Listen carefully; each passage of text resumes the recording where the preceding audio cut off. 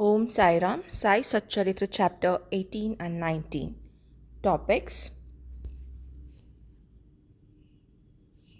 the stories of Mr. Sate and Mrs. Deshmukh, encouraging good thoughts to fruition, variety in Upadesh, a slanderer is corrected, and remuneration for labor.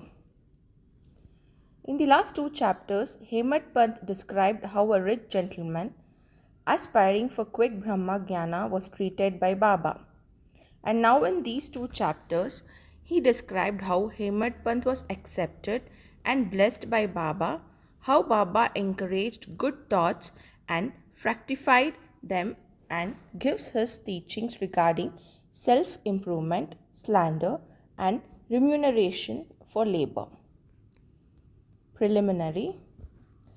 It is a well-known fact that the Sadguru looks first at the qualification of his disciples and then gives him suitable instructions, without unsettling their minds in the least. And he leads them on towards the goal of self-realization. In this respect, some say that what the Sadguru teaches or instructs should not be divulged to others. They believe that these instructions become useless if they are published. This view is not correct. The Sadguru is like a monsoon cloud. He pours down profusely his nectar-like teachings. These we should enjoy and assimilate to our heart's content and then serve others with them without any reserve. We should apply this rule not only to what he teaches us when we are awake, but to the visions he gives us in our dreams. To quote an instance, Buddha Kaushik Rishi composed his celebrated Ram Raksha Stotra based on what he had seen in his dreams. Like a loving mother forcing bitter but wholesome medicine down the throat of her children for the sake of their health, Saibaba imparted spiritual instruction to his devotees. His method was not veiled or secret but quite open. Devotees who followed his instructions attained their objective. Sadgurus like Saibaba broaden our intellect and show us the divine beauty of the life and fulfill our tender longings of devotion. When this is done, our desire for sense objects vanishes. The twin fruit of viveka, discrimination, and vairagya, dispassion or non-attachment, are attained, and knowledge sprouts up even in our sleep. We get all this when we come in contact with saints, that are Sadgurus, serve them and secure their love. The Lord who fulfills the desire of his devotees come to our aid, gets rid of our troubles and sufferings and makes us happy. This progress or development is entirely due to the help of the Sadguru, who is regarded as the Lord himself. Therefore, we should always be eager to meet the Sadguru, hear his stories, fall at his feet and serve him. Now we come to our main story. How Hemad Pant was accepted and blessed. Mr. Sate's story. There was a gentleman named Mr. Sate who had attained some publicity many years ago during the Crawford regime. Lord Rea, the governor of Bombay at the time, quashed Mr. Sate's popularity, and Mr. Sate suffered severe losses in his trade. Other adverse circumstances also gave him a lot of trouble and made him sad and dejected. Restless, he thought of leaving home and going to a distant place. Man does not generally think of God, but when difficulties and calamities overtake him, he turns to God and prays for relief. If his evil actions have come to an end, God arranges his meeting with a saint, who gives him proper directions regarding his welfare. Mr. Sate had a similar experience.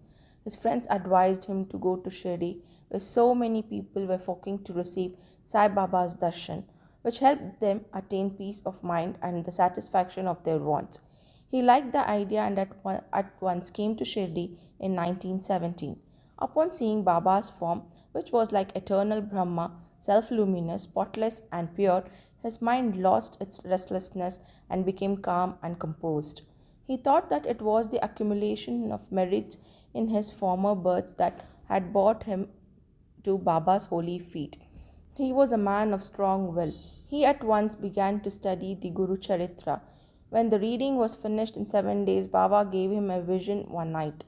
It was to his this effect. Baba, with the Guru Charitra in his hand, was explaining its contents to Mr. Sate, who was sitting in front of Baba and listening carefully. When he woke up, he remembered the dream and felt very happy. He thought that it was extremely kind of Baba to awaken souls like his that were snoring away in ignorance and make them taste the nectar of the Guru Charitra. The next day, he informed Kaka Sahib Dikshit of the vision and requested him to consult Sai Baba regarding its meaning or significance, and whether 1 week's reading was sufficient or whether he should begin again. Kaka Sahib Dikshit, when he got a suitable opportunity, asked Baba, Deva, what did you suggest to Mr. Sate by this vision? Should he stop or continue the Saptaha? He is a simple devotee, his desire should be fulfilled, and the vision explained to him he should be blessed. Then Baba replied, he should read one more Saptaha of the book.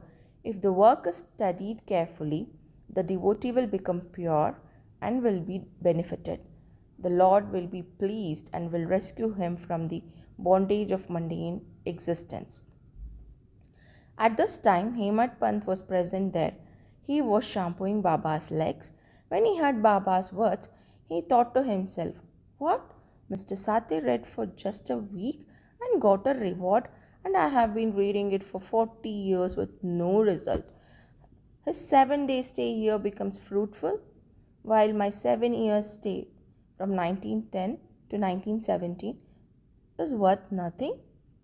Like a chatak bird, I am always waiting for the merciful cloud Baba to pour its nectar on me and bless me with his instructions. No sooner did this thought cross the mind that Baba knew what Hemant Pant was thinking. It was the experience of Baba's devotees that Baba read and understood all their thoughts, and that he suppressed the negative thoughts and encouraged the good ones. Having read Hemant Pant's mind, Baba at once asked him to get up, go to Shama. Shama is Madhavrao Deshpande. Get 15 rupees as dakshina from him, sit and chat with him for a while and then return. Mercy dawned in Baba's mind, and so he issued this order. And who could disobey Baba's orders? Hemant Pant immediately left the masjid and went to Shama's house. Shama had just bathed and was wearing a dhotar. He came out and asked Hemant Pant, how is it that you are here now? It seems that you have come from the masjid. Why do you look restless and dejected? And why are you alone? Please sit and rest while I do my worship. In the meanwhile, please help yourself to panvida. Panvida is the leaves with betel nuts, and let us then have a pleasant chat. After saying this, he went inside and Hemant Pant sat alone in the front of veranda. He saw a well-known Marathi book named Nath Bhagavat on the windowsill. This is a commentary by the Eknath saint on the 11th chapter of the bigger Sanskrit work, the Bhagavat. At Sai Baba's suggestion, Bapu Sahib Jog and Kaka Sahib Dikshit read daily in Shirdi the Bhagavad Gita with its Marathi commentary named Bhavaratha Deepika or Gnaneshwari, a dialogue between Krishna and his devotee and friend Arjuna, Nath Bhagavat, a dialogue between Krishna and his servant devotee Uddhava, and also Ekanath's other big work, Bhavartha Ramayana. When devotees came to Baba and asked him certain questions, he sometimes answered them in part and asked them to go and listen to the readings of the above mentioned works. As these are the main treatises of Bhagavat Dharma, when the devotees went and listened, they got full and satisfactory replies to their questions. Hemant Pant also used to read daily a few portions of the book Nath Bhagavat. That day he had not completed the daily portion of this reading but had left it unfinished in order to accompany certain devotees who were going to the masjid. When he took the book from Shama's window sill and casually opened it, he found to his surprise that the unfinished portion turned up. He thought that Baba had sent him very kindly to Shama's house to enable him to complete his daily reading. So he went through the unfinished portion and completed it. As soon as this was over, Shama, after performing his worship, came out and the following conversation took place between them. Hey Matpant, I have come with a message from Baba. He has asked me to return with 15 rupees as dakshina from you and also to sit with you for a while, have a pleasant chat, and then return to the masjid with you. Shama was surprised. I have no money to give. Please take my 15 namaskaras in lieu of dakshina. Hemadpant. All right, your namaskaras are accepted. Now let us chat for a while. Tell me some stories and leelas of Baba which will destroy our sins. Shama. Then sit here for a while. Wonderful is the leela of the God, that is, leela of Baba. You know it already. I am a village rustic, while you are an enlightened citizen. You have seen some leelas since you came here. How could I describe them to you? Well, eat the pan while I go in and get dressed. In a few minutes, Shama came out and began to talk to Hemad Pant. He said, the leela of this god, Baba, is unscrutable. There is no end to his leelas. Who can really see them? He plays with his leelas and yet he is unaffected by them. What do we rustics know? What does Baba not tell stories himself? Why does he send learned men like you to fools like me? His ways are inconceivable. I can only say that they are not human. With preface, Shama added, I now remember a story which I shall relate to you. I know it personally. As a devotee is resolute and determined, so is Baba's immediate response. Sometimes Baba puts the devotees to serve, test, and then gives them upadesh. Upadesh are the instructions. As soon as Hemad Pant heard the word upadesh, a flash of lightning crossed through his mind. He at once remembered the story of Mr. Sati's Guru Charitra reading and thought that Baba might have sent him to Shama in order to bring peace to his restless mind. However, he curbed this feeling and began to listen to Shama's stories. They all showed how kind and affectionate Baba was to his devotees. Hemad Pant began to feel a sort of joy while hearing them. Then Shama began to tell the following story. Mrs. Radhabai Deshmukh's story. There was an old woman named Radhabai. Upon hearing of Baba's fame, she came to Shirdi with the people of Sangamanar. She received Baba's darshan and was very satisfied. She loved Baba dearly and resolved in her mind that she would accept Baba as her guru and get some upadesh, that is spiritual advice from him. She knew nothing else. She was determined to fast herself unto death until Baba accepted her and gave her some upadesh or mantra. She stayed in her lodging and stopped eating any food or drinking water for 3 days.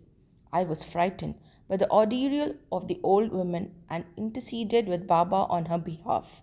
I said, Deva, what is this you have started? You drag so many people here. You know that old lady, she is very obstinate and depends on you entirely. She has resolved to fast unto death if you don't accept and instruct her. If anything worse happens, people will blame you and say that Baba did not instruct her and she thus met her death. So please have some mercy on her, bless her, and instruct her. On seeing her determination, Baba sent for her and changed her mind by addressing her as follows. O mother, why are you subjecting yourself to unnecessary tortures in hastening your death. You're really my mother, and I am your child. Take pity on me and hear me through. I shall tell you my own story, which, if you listen to it carefully, will do you good. I had a guru. He was a great saint and was very merciful. I served him for very long, and yet he still would not blow any mantras into my ears. I had a keen desire never to leave him but to stay with him and serve him, and at all costs receive some instruction from him. But he had his own way. He first got my head shaved and asked me for 2 paise as dakshina. I gave the same at once. Since my guru was perfect, why should he ask for money, and how should he be then be called desireless?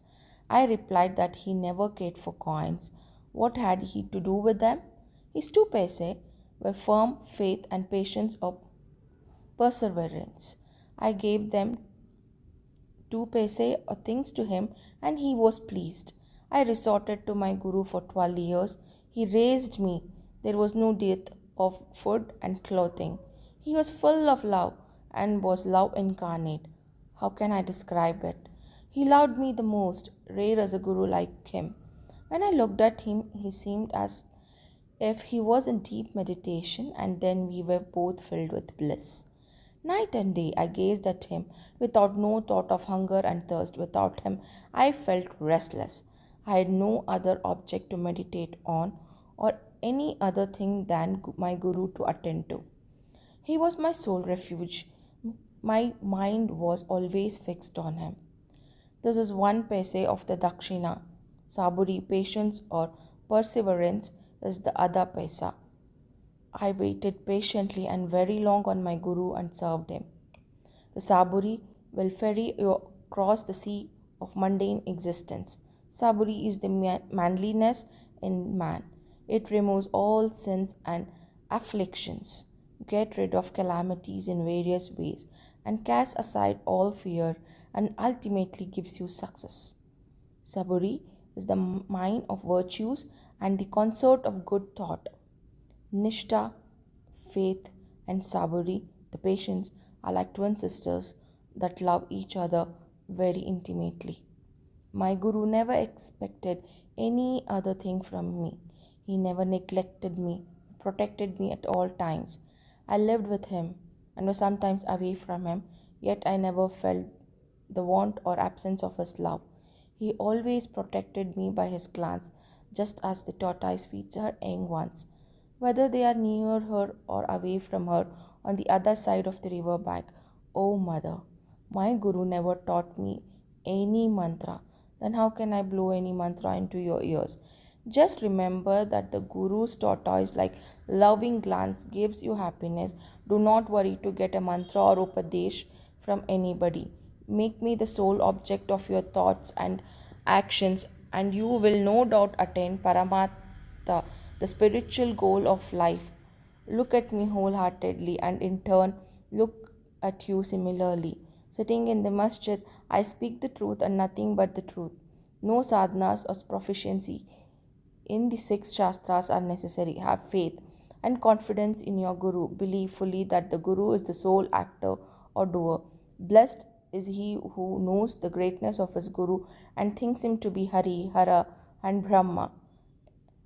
Instructed in this way, the old lady was convinced. She bowed to Baba and gave up her fast. Hearing the story carefully and attentively and noting its significance and appropriateness, Hemad Pant was moved from top to toe. He was overflowing with joy.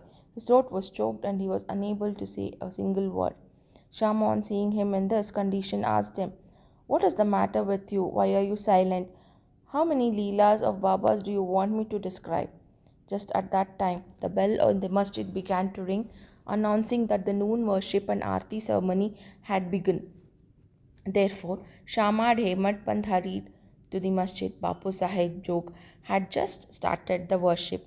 Women were standing inside the masjid, men were standing below in the open courtyard, and they were all singing the arti loudly in chorus to the accompaniment of drums. Shama walked up, pulling Hemad Pant with him. He sat to the right and Hemat Pant in front of Baba. On seeing them, Baba asked Hemat Pant to give the dakshina brought from Shama. He replied that Shama gave namaskaras in lieu of rupees and that he was there in person. Baba said, "All right, now let me know whether you both had a chat, and if so, tell me all that you talked about." Not minding the sounds of the bells, the drums, and the singing, Hemat Pant was eager to tell Baba what they had talked about and started to narrate it. Baba also appeared anxious to hear about it, and so he leaned forward to listen. Hemat Pant said everything that they talked about was very pleasant, and the story of the old lady was specially wonderful. He said that on hearing it, he thought that Baba's Leelas were inexplicable and that under the guise of the story, he had in fact received a blessing. Baba then said, "Wonderful is that story. How were you blessed?" "I would like to know everything in detail from you, so tell me all about it." Then Hemat Pant related in full the story which he had heard a little while before and which had made a lasting impression on his mind. Hearing this, Baba was very pleased and asked him, "Did the story strike you? And did you catch its significance?" He replied, "Yes, Baba. The restlessness of my mind was vanished and I have got true peace and rest and come to know the true path." Then Baba spoke as follows: "My method is quite unique. Remember well this one story and it will be very useful. To get the knowledge realization of the self, dhyana meditation is necessary. If you practice it continuously, the vrittis, thoughts will be pacified. Then, being quite desireless, you should meditate on the Lord who is in all creatures. And when the mind is concentrated, that goal will be achieved. Meditate always on my formless nature, which is knowledge, incarnate, consciousness, and bliss. If you cannot do this, meditate on my form from top to toe as you see here. As you go on doing this, your vrittis will concentrate on one point, and the distinction between the dhyata meditator, dhyana, act of meditation, and dhyaya, the object meditated upon, will be lost, and the meditator will be one with the consciousness and will be merged in the Brahman. The mother tortoise is on one bank of the river and her young ones are on the other side. She gives neither milk nor warmth to them. Her mere glance gives them nutrition. The young ones do nothing but remember, meditate upon their mother. The tortoise glance is to the young ones a downpour of nectar, their only source of happiness. Similarly is the relationship between Guru and his disciples. As Baba finished saying these last words, the chorus of the Aarti stopped and everyone shouted out loudly in one voice, "Victory to our Sadguru Sai Maharaj, whose existence, knowledge, and bliss." Dear readers, let us imagine that we are at this time standing among the crowd in the masjid and let us join them in the Jai Jaikar. After the Aarti ceremony was over, Prasad was distributed. Bapu Sahib Jog advanced as usual and after bowing to Baba gave into his hand a handful of sugar candy. Baba gave his entire quantity to Hemat Pant and said to him, "If you take this story to heart and remember it well, your state will be as sweet as sugar candy. All your desires will be fulfilled and you will be happy." Hemat Pant bowed before Baba and implored, "Do favor me like this, bless and protect me always." Baba replied, "Hear the story, meditate on it, and assimilate its spirit. Then you will always remember and meditate on the Lord, who will manifest himself to you." Dear readers, Hemat Pant got the prasad of sugar candy then, and we now get the prasad of the sugar candy. Let us drink it to our heart's content, meditate on it, assimilate it, and be strong and happy by Baba's grace. Towards the end of the 19th chapter, Hemat Pant was dealt with some other matters which are given below. Baba's advice regarding our behavior. The following words that Baba said are general and invaluable. If they are remembered and acted upon, they will always do you good. Unless there is some relationship or connection, nobody goes anywhere. If any men or creatures come to you, do not discourteously drive them away, but receive them well and treat them with due respect. God will certainly be pleased if you give water to the thirsty, bread to the hungry, clothes to the naked, and give strangers a place to rest. If anybody wants any money from you and you are not inclined to give, do not give, but do not bark at them like a dog. Let anybody speak hundreds of things against you. Do not resent by giving them any bitter reply. If you always tolerate such things, you will certainly be happy. Let the world go topsy turvy. You remain where you are, standing or staying in your own place. Watch calmly the show of all these things passing before you. Demolish the wall of difference that separates you from me, and then the road for your meeting with a clear and open. The sense of differentiation as I and thou is the barrier that keeps the disciple away from the Guru. And unless that is destroyed, the state of union or atonement is not possible. God is the sole proprietor, nobody else is a protector. His method of work is extraordinary, invaluable, and inscrutable. His will be done, and He will show us the way and satisfy your desires. It is on account of the past relationship that we have come together. Thus, let us love and serve each other and be happy. He who attains the supreme goal of life is immortal and happy, while all others merely exist. Encouraging good thoughts. It is interesting to know how Sai Baba encouraged good thoughts. You have to surrender yourself completely to Him with love and devotion, and then you will see how He helps you with so many things. A saint once said that when you get a good thought immediately after awakening from your sleep, and if you cultivate the same thought during the day, your intellect will unfold and your mind will attain calmness. Hemant Path wanted to try this on a Wednesday night. Before going to bed, he thought tomorrow is Thursday, an auspicious day, and the place Shirdi is so holy. So let me remember and chant the Ramanama all the day. When he woke up the next morning, he remembered without any effort the name of Rama and was very pleased. Then, after finishing his morning duties, he went to see Baba with flowers. When he left Dikshit's Vada and was passing by Booti's Vada, Booti's Vada is the present Samadhi Mandir. He heard a beautiful song that was being sung in front of Baba in the masjid by Aurangabadkar. The song was Guru Kripanjan Payo Mere Bhai by Eknath, in which Eknath says that he got blessed in the form of the Guru's grace, which opened his vision and made him see Rama in his dreams and everywhere. There were so many songs, and yet, why was this particular song chosen? This is not miracle arranged by Baba to feed Hemant Pant's desire to sing Ramanama all day. All saints agree on the stress, the efficacy of chanting God's name. It is effective in fulfilling devotees' ambitions and in protecting and saving them from all calamities. Variety in Upadesh. A slanderer is corrected. Sai Baba required no special place or special time to give instructions.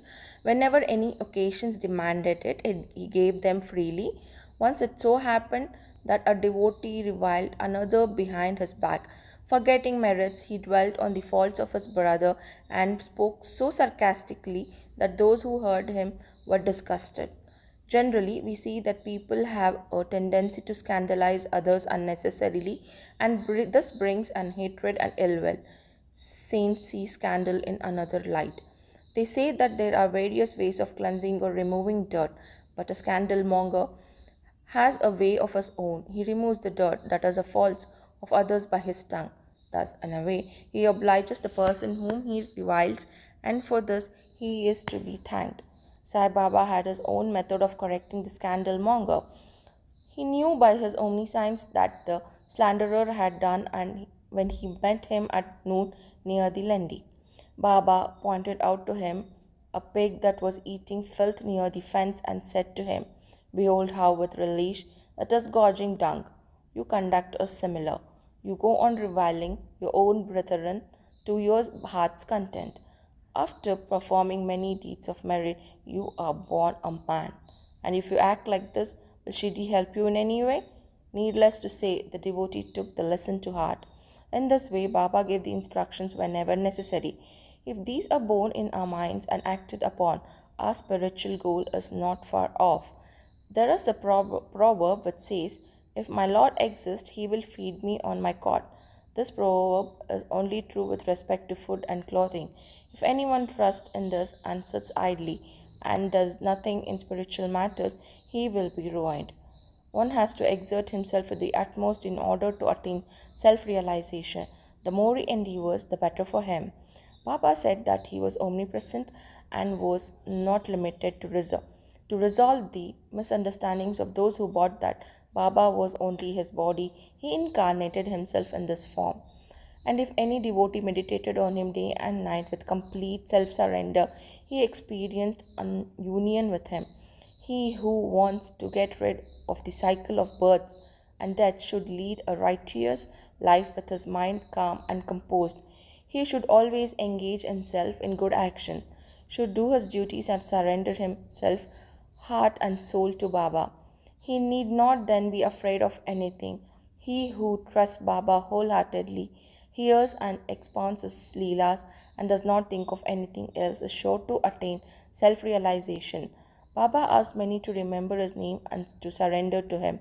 But to those who wanted to know who they are, he advised Shravanam, that is study, and Mananam, that is meditation too. Some he advised remembering God's name, to others hearing his Leelas, and to some the worship of his feet, while to others reading and studying Adhyatma Ramayana, Gnaneshwari, and the sacred scriptures. He made some sit near his feet, while he sent some to Khandoba's temple, and to others he advised the repetition of the 1,000 names of Vishnu, and to some to study of Chandogya Upanishad and the Gita. There were no limits or restrictions to his instructions. To some he gave them in person, and to others through visions in their dreams.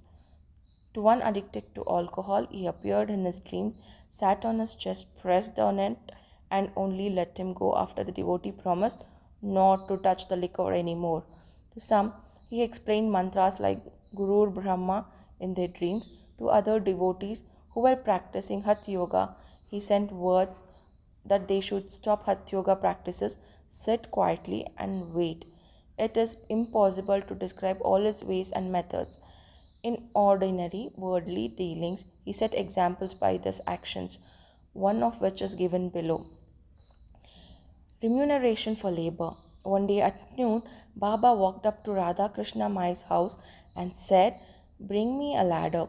A few men brought one and leaned it against a wall, as directed by Baba. He climbed upon the roof of Vaman Gundka's house, walked over the roof of Radha Krishna Mai's house, and then climbed off from the other side. No one knew why Baba said this. Radha Krishna Mai was at that time suffering from malaria. It may have been to drive off that fever that he climbed on the roof immediately after getting off the ladder. Baba paid 2 rupees to each of the persons who bought the ladder. Somebody asked Baba why he paid so much for this. He replied that nobody should take the labor of others in vain. The worker should be paid his dues promptly and liberally. End of chapter 18 and 19. Om Sai Ram.